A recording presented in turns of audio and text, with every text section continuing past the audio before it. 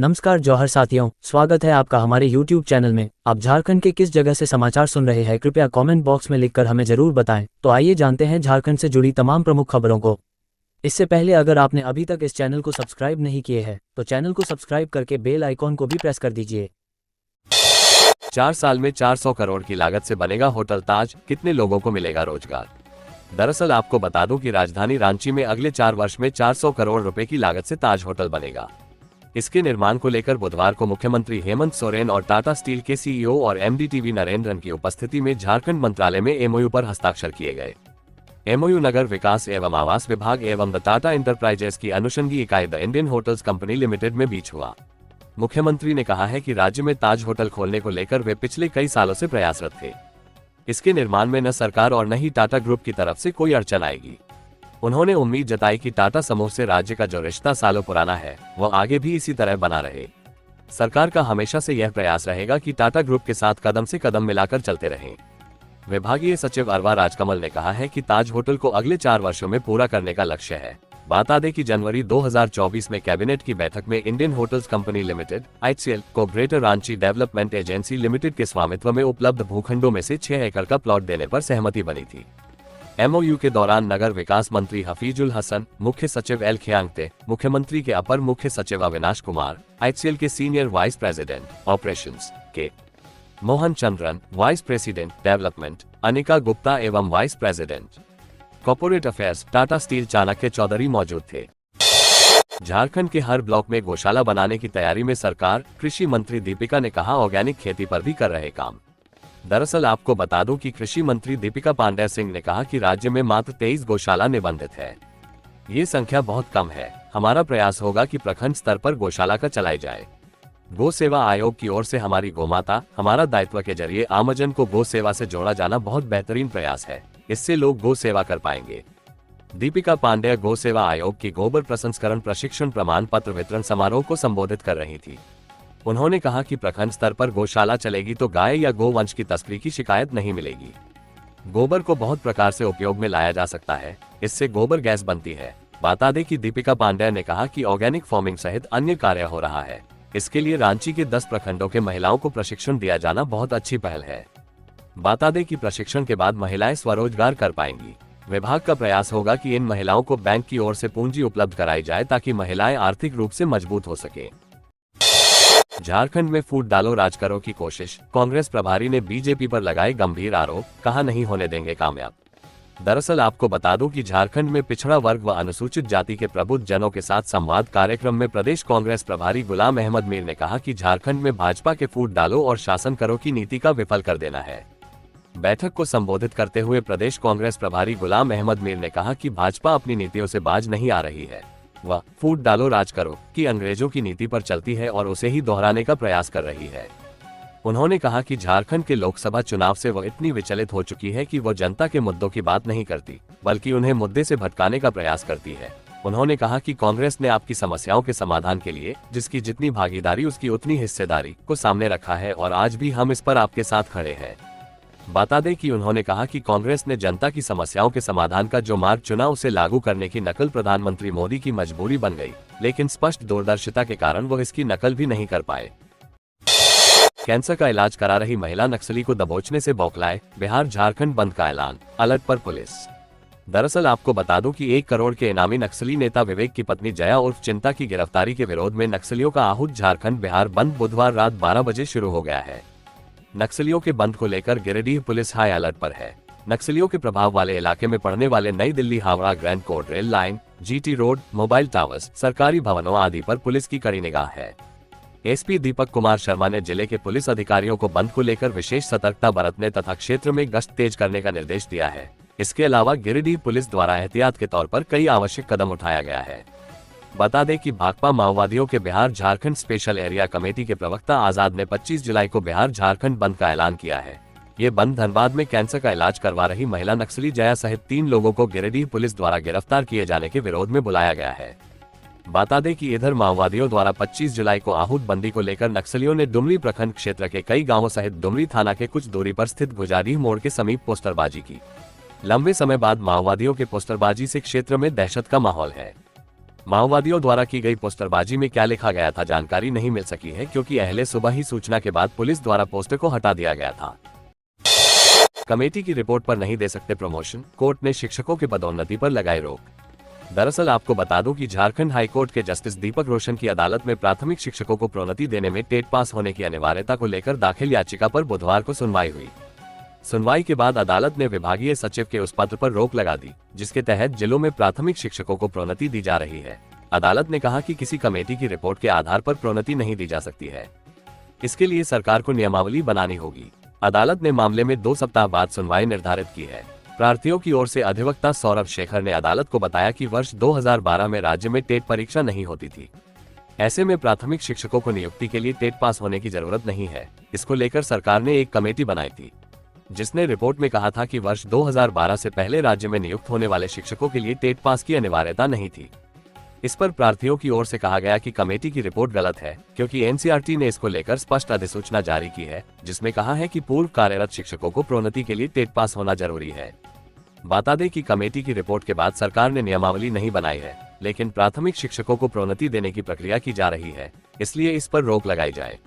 अदालत ने कहा कि सिर्फ कमेटी की रिपोर्ट के आधार पर प्रोन्नति नहीं दी सकती है, इसलिए प्रोन्नति प्रक्रिया पर रोक लगाई जाती है। बता दें कि विभागीय सचिव ने 14 नवंबर 2023 को सभी जिलों के उपायुक्तों को पत्र भेजकर प्राथमिक शिक्षकों को प्रोन्नति देने का आदेश दिया था। यहां आसमान से मौत बनकर क्यों गिर रही बिजली, 10 साल में 300 लोगों ने तोड़ा दम। दरअसल आपको बता दूं कि झारखंड में मानसून के प्रवेश करते ही आसमानी बिजली का कहर शुरू हो गया है। राज्य के लिए यह एक बड़ी आपदा है। आकाशीय बिजली से सबसे अधिक प्रभावित पूर्वी सिंहभूम क्षेत्र रहा है। वहीं पिछले 10 साल यानी 2014 से 2024 तक कोल्हान में आसमानी बिजली की चपेट में आने से 300 से लोग अपनी जान गंवा चुके हैं। भारतीय मौसम विभाग के अनुसार थंडरिंग और लाइटनिंग के खतरों को लेकर कोल्हान के तीनों जिले संवेदनशील माने गए हैं। कोल्हान में यूरेनियम, कॉपर, लौह अयस्क की अधिकता के कारण तीनों जिले संवेदनशील जोन में आते हैं। झारखंड में 2 तरह के थंडरिंग जोन हैं। पहली श्रेणी में लो क्लाउड, कम ऊंचाई के बादल, और दूसरी श्रेणी में माइक्रोस्फेरिक थंडरिंग शामिल है। लो क्लाउड थंडरिंग धरातल से 80 किलोमीटर तक की ऊंचाई पर होती है, जबकि माइक्रोस्फेरिक थंडरिंग की गतिविधि धरातल से 80 किलोमीटर से अधिक ऊंचाई पर होती है। बता दें कि 2016 के बाद से अब तक प्राधिकार की बैठक भी नहीं हो पाई है। वहीं जिला आपदा प्राधिकार भी काम नहीं कर रहा है। वर्ष 2014-15 में जिला आपदा प्रबंधन पदाधिकारियों की नियुक्ति भी की गई थी। संविदा के आधार पर हर जिले में जिला आपदा प्रबंधन पदाधिकारी की तैनाती की गई थी, लेकिन कॉन्ट्रैक्ट रिन्यूअल नहीं होने के कारण ये योजना भी सफल नहीं हो पाई। इसके कारण लोगों को काफी परेशानी हो रही है। सरकार इस पर ध्यान नहीं दे रही है। टीचर का टॉर्चर, मेडल नहीं जीत सके छात्र तो कमरे में बंद कर डंडे से पीटा। दरअसल आपको बता दूं कि रांची के काके रोड स्थित डीएवी गांधीनगर स्कूल के खेल शिक्षक द्वारा छात्रों को बेरहमी से पीटने का मामला सामने आया है। शिक्षक आयुष ने बोकारो में 23 जुलाई को आयोजित खेलकूद में मेडल नहीं जीतने पर 1 दर्जन से अधिक छात्रों को कमरे में बंद कर डंडे से बेरहमी से पीटा। इतना ही नहीं, कमरे में लगे सीसीटीवी कैमरे को भी रुमाल से ढक दिया ताकि पीटने का साक्ष्य नहीं मिले। आरोपी ने छात्रों को घटना के बारे में किसी को बताने पर टीसी से वंचित करने की भी धमकी दी। इधर घटना की जानकारी मिलने पर परिजनों ने बुधवार को स्कूल में जमकर हंगामा किया। हंगामे को देखते हुए आरोपी शिक्षक आयुष को निलंबित कर दिया गया है। इधर बच्चों के परिजन रांची के गोंदा थाने पहुंचे और स्पोर्ट्स टीचर के खिलाफ प्राथमिकी दर्ज कराई। वहीं प्रभारी प्राचार्य एन आचार्य ने कहा कि स्कूल की ओर से जांच कमेटी गठित कर डीएवी के सहायक क्षेत्रीय पदाधिकारी और चेयरमैन को जानकारी दे दी गई है। बता दें कि इधर मेडल नहीं लाने पर डीएवी गांधीनगर के छात्रों की पिटाई के मामले में पता चला कि डीएवी ग्रुप की खेलकूद प्रतियोगिता बोकारो में 22 एवं 23 जुलाई को हुई थी। इसमें गांधीनगर डीएवी स्कूल के छात्रों ने भी हिस्सा लिया था। प्रतियोगिता में छात्रों का खराब प्रदर्शन रहा, जिससे स्कूल को एक भी ट्रॉफी नहीं मिला। गुस्साए खेल शिक्षक आयुष ने छात्रों को पीटा। घटना की जानकारी मिलने के बाद परिजनों ने बुधवार को डीएवी स्कूल में जमकर हंगामा किया। हंगामे को देखते हुए प्राचार्य ने आरोपी शिक्षक आयुष को निलंबित कर दिया।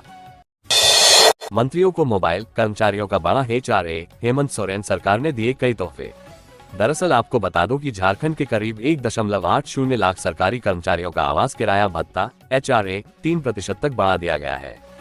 वहीं गेस्ट हाउस, होटल समेत डेली अलाउंस में भी वृद्धि की गई है। मुख्यमंत्री हेमंत सोरेन की अध्यक्षता में आयोजित कैबिनेट की बैठक में इस पर मंजूरी दी गई। मंत्रिपरिषद ने 30 प्रस्तावों पर मुहर लगाई। मंत्रिपरिषद की बैठक के बाद ये जानकारी कैबिनेट सचिव वंदना दादेल ने दी। कैबिनेट की बैठक में मुख्यमंत्री बहन बेटी मई कुई स्वावलंबन प्रोत्साहन योजना का नाम बदलकर झारखंड मुख्यमंत्री मैया योजना के नाम को भी मंजूरी दी गई। झारखंड के सरकारी मेडिकल कॉलेजों में प्राध्यापक, सह प्राध्यापक और सहायक प्राध्यापक के खाली पदों पर 2 साल के लिए संविदा पर नियुक्ति होगी। प्राध्यापकों को 2.50 लाख, सह प्राध्यापक को 2 लाख और सहायक प्राध्यापक को 50 लाख रुपए हर माह दिए जाएंगे। अगर स्थायी नियुक्ति या प्रोन्नति या 70 साल की आयु पूरी में जो पहले होगा उनकी सेवा समाप्त हो जाएगी। बैठक में ग्राम गाड़ी योजना से जुड़े 1 करोड़ पहचान पत्र बनाने की बात कही गई। बता दें कि रांची में अगले 4 वर्ष में 400 करोड़ रुपए की लागत से ताज होटल का निर्माण होगा। इसके निर्माण को लेकर बुधवार को मुख्यमंत्री हेमंत सोरेन और टाटा स्टील के सीईओ और एमडी टीवी नरेंद्रन की उपस्थिति में झारखंड मंत्रालय में एमओयू पर हस्ताक्षर किया गया। विधायक लोबिन हेम्ब्रम व जेपी पटेल के दल बदल मामले में स्पीकर ट्रिब्यूनल ने फैसला सुरक्षित रखा। दरअसल आपको बता दूं कि झामुमो विधायक लोबिन हेम्ब्रम और भाजपा विधायक जेपी पटेल के दल बदल मामले में बुधवार को सुनवाई पूरी हो गई। स्पीकर रविंद्रनाथ महतो के न्यायाधिकरण ट्रिब्यूनल ने दोनों पक्षों को सुनने के बाद फैसला सुरक्षित रख लिया। अब जल्दी ही इस मामले में फैसला आने की उम्मीद है। दूसरे दिन बुधवार को सुनवाई शुरू होते ही वादी शिबू सोरेन की ओर से कहा गया कि लोबिन हेम्ब्रम ने पार्टी के विरोध में राजमहल लोकसभा सीट से चुनाव लड़ा है, इसलिए अनुशासनात्मक कार्रवाई की गई है, इसलिए इनकी सदस्यता खत्म करें। इस पर हेम्ब्रम ने कहा कि 1995 में भी निर्दलीय चुनाव लड़ा था, तब पार्टी ने नहीं निकाला था।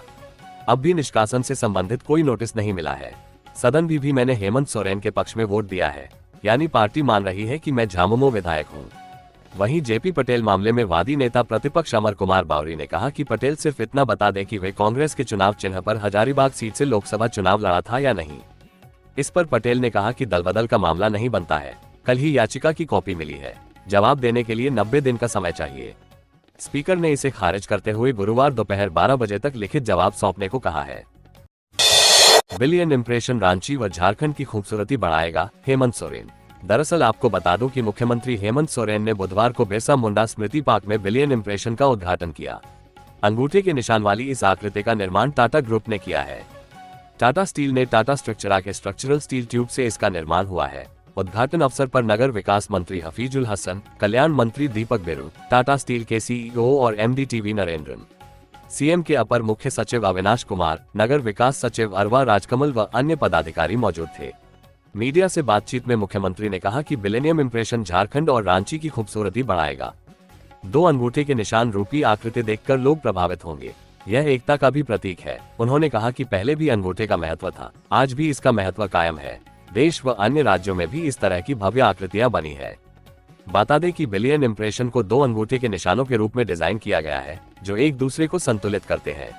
ये हमारी उपलब्धियों और घटनाओं से मिली अतीत की निशानियों को दर्शाने का एक प्रतीकात्मक प्रयास है, जो भविष्य के इंप्रेशन का समर्थन करता है, देश के युवाओं और अभिनव प्रयासों में मदद करता है। दिल्ली में हुई भाजपा की बैठक, 20 एसटी सीटों पर मांगे गए 4-4 नाम। दरअसल आपको बता दूं कि विधानसभा चुनाव को लेकर प्रदेश भाजपा के नेताओं के साथ बुधवार को दिल्ली में प्रदेश चुनाव प्रभारी केंद्रीय मंत्री शिवराज सिंह चौहान और प्रदेश प्रभारी लक्ष्मीकांत वाजपेयी ने अलग अलग बैठक की। इन बैठकों में अनुसूचित जनजाति के लिए आरक्षित 20 सीटों के लिए प्रति सीट 4 नाम का पैनल बनाने की हिदायत प्रदेश नेताओं को दी गई। सीट शेयरिंग को लेकर बुधवार को कोई बैठक नहीं हुई। इधर आजसू सुप्रीमो सुदेश महतो ने सीट बंटवारे को लेकर शिवराज सिंह चौहान से मुलाकात की। भाजपा प्रदेश नेताओं की शिवराज सिंह चौहान के साथ बैठक में संगठन को लेकर भी बातें हुई। विभिन्न मोर्चा के अक्षम जिलाध्यक्षों को हटाने और जिन इकाइयों में खाली पद है उन्हें तुरंत भरने को कहा गया। प्रदेश भाजपा अध्यक्ष बाबूलाल मरांडी बुधवार को दिल्ली से रांची लौट आए हैं। प्रतिपक्ष के नेता अमर कुमार बावरी, संगठन महामंत्री कर्मवीर सिंह गुरुवार को रांची लौटेंगे। घट रहे आदिवासी, बढ़ रहे मुसलमान, झारखंड की हालत बता बोले निशिकांत दुबे। दरअसल आपको बता दूं कि भारतीय जनता पार्टी भाजपा के सांसद निशिकांत दुबे ने लोकसभा में गुरुवार को झारखंड में आदिवासियों की संख्या में भारी कमी पर चिंता व्यक्त करते हुए सरकार से हस्तक्षेप करने की मांग की। झारखंड के गोड्डा से लोकसभा सांसद निशिकांत दुबे ने शून्यकाल के दौरान राज्य में आदिवासियों की जनसंख्या में कमी मामला उठाया।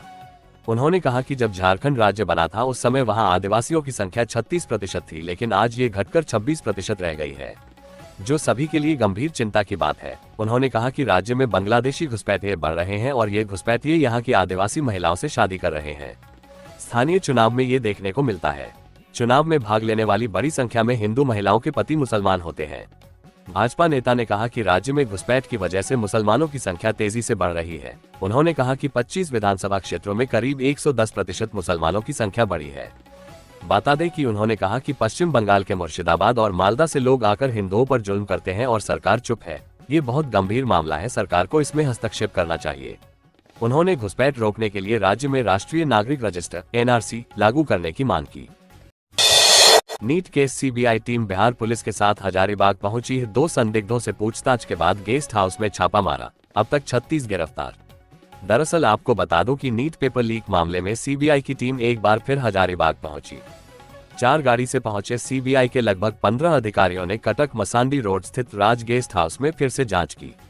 सीबीआई की टीम पटना से आई थी, उनके साथ बिहार पुलिस के जवान भी थे।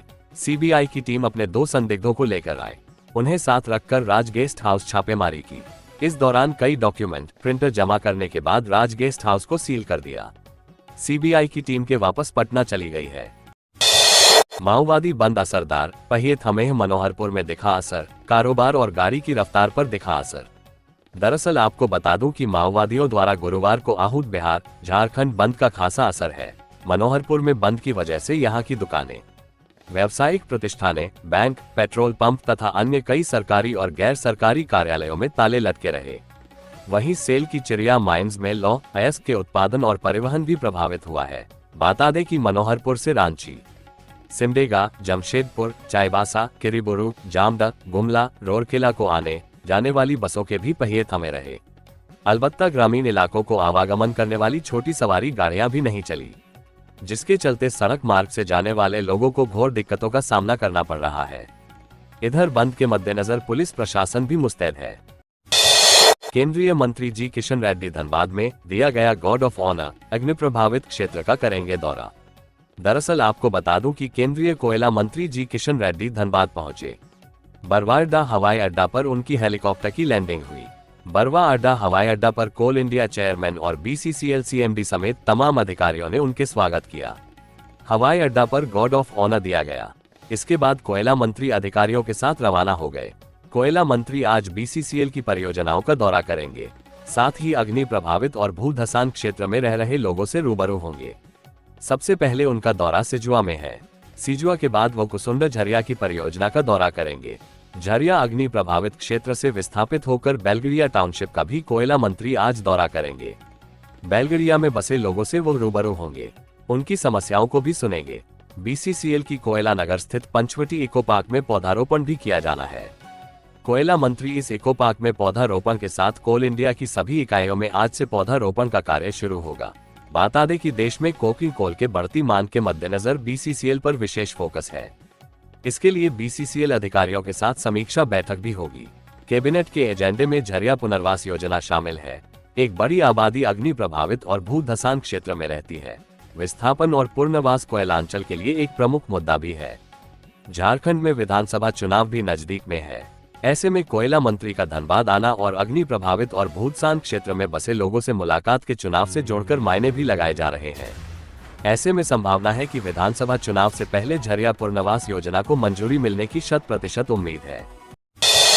झारखंड के संथाल परगना में लागू करें NRC, संसद में निशिकांत बोले खाली हो रहे हिंदुओं के गांव। 25 विधानसभा में बढ़ी 123% मुस्लिम आबादी। दरअसल आपको बता दूं कि लोकसभा में गोड्डा सांसद निशिकांत दुबे ने झारखंड में बांग्लादेशी घुसपैठ का मुद्दा उठाया है। उन्होंने कहा कि संथाल परगना में दिन प्रतिदिन मुस्लिम आबादी बढ़ रही है, कई हिंदुओं के गांव खाली हो गए हैं। संथाल के 25 विधानसभा क्षेत्र में 123% मुस्लिमों की आबादी बढ़ी है, इसलिए संथाल परगना में NRC लागू करने की जरूरत है। निशिकांत ने कहा कि हम पिछड़े दलित आदिवासी को बचाने की बात करते हैं, समाज के अंतिम व्यक्ति तक पहुंचने का लक्ष्य रखते हैं। संथाल परगना में आदिवासियों की आबादी साल 2000 में 36% थी, जो आज 26% है। 10% आदिवासी कहां गायब हो गए, कहां खो गए, इसकी कोई चिंता नहीं है। निशिकांत दुबे ने कहा कि झारखंड में झारखंड मुक्ति मोर्चा और कांग्रेस की सरकार है, जो इस पर कोई कार्रवाई नहीं कर रही है। इससे राज्य में बांग्लादेशियों की घुसपैठ बढ़ रहा है। आदिवासी महिलाओं से शादी कर रहे हैं। ये हिंदू और मुस्लिम का सवाल नहीं है। हमारे यहाँ जो महिला आदिवासी कोटे से लोकसभा चुनाव लड़ती है, उनके पति मुस्लिम है। जिला परिषद की जो अध्यक्षा है, उनके पति मुसलमान है। बता दें कि संथाल में मुस्लिमों की बढ़ रही आबादी का जिक्र करते हुए निशिकांत ने कहा कि हमारे यहाँ प्रत्येक 5 साल में 15 से 17% वोट बढ़ता है। मैं जिस लोकसभा से आता हूँ, उसका एक विधानसभा मधुपुर में 6 बूथों पर 168% मुसलमानों की आबादी बढ़ गई। झारखंड में 25 विधानसभा क्षेत्र ऐसे हैं जहां 110 से 123% आबादी बढ़ी है। झारखंड में रेल परियोजनाओं के लिए 53,000 करोड़ का निवेश। अमृत भारत योजना के तहत 57 रेलवे स्टेशनों की बदलेगी तस्वीर। दरअसल आपको बता दूं कि केंद्रीय रेल मंत्री अश्विनी वैष्णव ने कहा कि झारखंड में चल रही रेल परियोजनाओं के लिए पैसों की कोई कमी नहीं है। मोदी सरकार में रेलवे के लिए पहले से कहीं ज्यादा बजट दिया जा रहा है। रेल मंत्री बुधवार को वीडियो कॉन्फ्रेंसिंग के जरिए झारखंड के पत्रकारों से बात कर रहे थे। उन्होंने रांची रेल मंडल के विकास कार्यों के लिए बजट में खास प्रावधान किया गया है। साल 2024-25 के लिए झारखंड को 7,302 करोड़ रुपए दिए गए हैं। ये रकम 2009-14 के मुकाबले 16 गुना ज्यादा है, जब औसतन 457 करोड़ रुपए ही मिलते थे। राज्य में रेल परियोजनाओं पर कुल 52,885 करोड़ रुपए खर्च किए जाएंगे। बता दें कि झारखंड के 57 रेलवे स्टेशनों का पुनर्विकास किया जाएगा। इनमें पश्चिम बंगाल के 10 रेलवे स्टेशन शामिल हैं। इनमें झालेदा, सुईसा और तुलिन स्टेशन रांची रेल मंडल में ही आते हैं। रांची और हटिया रेलवे स्टेशन का भी पुनर्विकास किया जा रहा है। इस साल रेलवे के बुनियादी ढांचागत विकास पर ध्यान दिया जाएगा। लोकोमोटिव और कोच के निर्माण में तेजी लाई जाएगी। रेलवे के विकास के लिए नई और बेहतर तकनीकों का इस्तेमाल किया जाएगा। इसके अलावा नए अत्याधुनिक रोलिंग स्टॉक जैसे वंदे मेट्रो, वंदे भारत, वंदे स्लीपर और अमृत भारत ट्रेनों का उत्पादन किया जाएगा। यात्रियों की सुविधा के लिए 10,000 जनरल कोच भी बनाए जाएंगे। खबरों से जुड़े रहने के लिए चैनल को सब्सक्राइब, वीडियो को लाइक एवं एक दूसरे से शेयर जरूर करें। धन्यवाद।